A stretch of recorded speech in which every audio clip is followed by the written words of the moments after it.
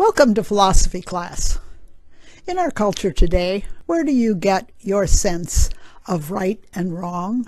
On what or whom have you set your moral compass? What guides your rule of conduct for life?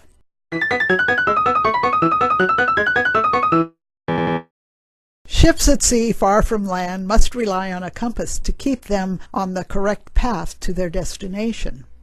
Without a compass to guide them, they would be lost at sea, driven by every wind and wave that comes along.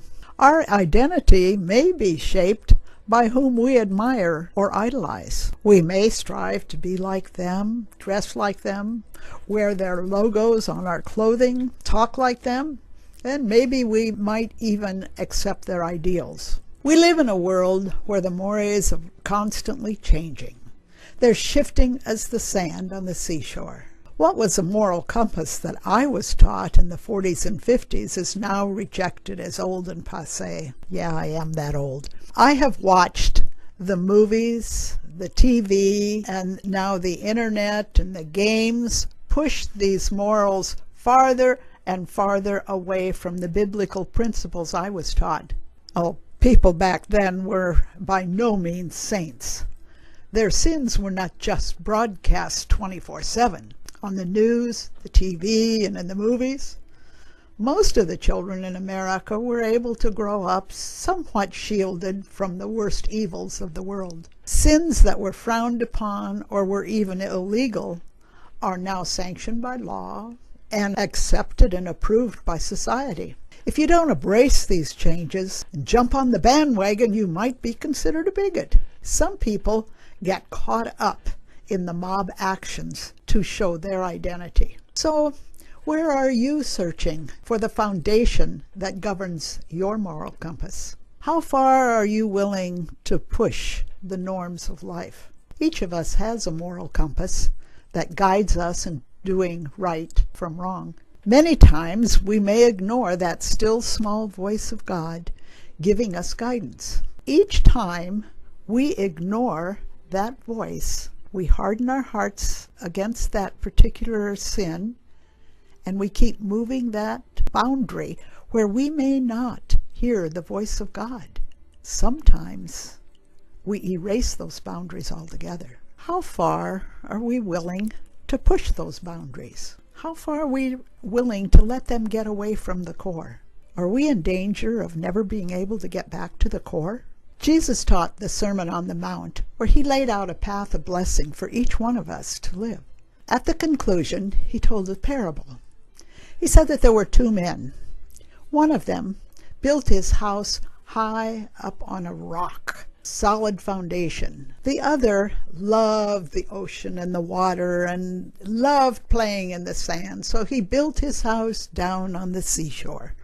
Well, the rains came and the winds blew, and that house built on a rock stood. But that house down on the sand shifted and fell flat and collapsed. We too want to build our house of moral character on a firm foundation. Paul writes in 1 Corinthians, "By the grace God has given me, I laid a foundation as an expert builder, and someone else is building on it. But each one should be careful how he builds, for no one can lay any foundation other than the one already laid, which is Jesus Christ." Whatever foundation we've been trying to build, if it's not on Jesus Christ, we can still change the direction of our compass. John tells us in chapter 3, verse 16, God so loved the world that he gave his one and only Son, that whoever believes in him should not perish but have eternal life. God listens for our voice in prayer. He's ready to forgive and to be our guide. He's ready to help us build a firm foundation on Jesus Christ. What moral values will you use as your guide? Will you choose to set your life on a firm foundation, or will you follow every changing movement that comes along? Will that compass guide you to your destination? I choose Christ. I would like to close with a prayer that Paul sent to the Ephesians. I pray that out of his glorious riches he may strengthen you with power through his Spirit in your inner being, so that Christ may dwell in your hearts through faith. And I pray that you, being rooted and established in love, may have power, together with all of the saints, to grasp how wide and long and high and deep is the love of Christ, and to know this love that surpasses knowledge, that you may be filled to the measure of all the fullness of God. And I pray that each one of you will come to know the love and forgiveness that I have found in Jesus Christ. May you be rooted and grounded so that you can withstand the storms that will come in your life. Send us your questions and your comments.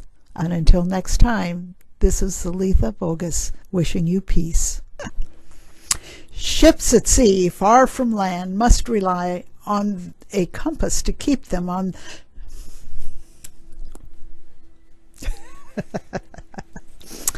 Ships at sea must. Yeah, ships keep sailing.